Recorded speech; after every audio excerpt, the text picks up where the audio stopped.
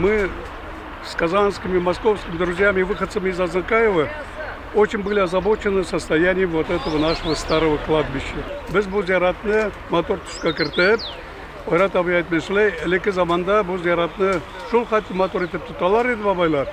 5 tiyinlik moneting tushib qolsa da uni tobatirgan etib italar edi deydi. Шурун кебек, хәзер инде безнең столько силы, столько возможностей по сравнению, допустим, с 50-ми, 60-ми годами. И нам будет стыд и позор, если мы его не будем содержать в надлежащем порядке.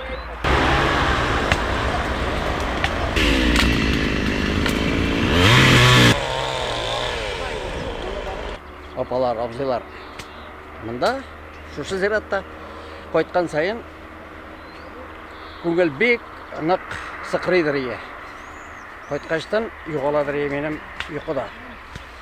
Шуңа инде ният бар ие, мында өземнең дус бергә эшләгән Роберт абый Ахмадиев белән бергәләп оештырдык 2021 елда бер тапкыр монда чистартып алдылар әйбәт кенә мотор итеп. Мөрәҗәгать шундый минем халыкка онытмагыз, онытмаска кирәк. Әгәр дә онытабыз икән без үзебезнең төп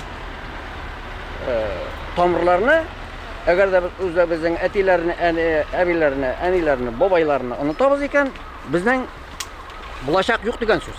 Шуңа күрә, пожалуйста, иренмәгез.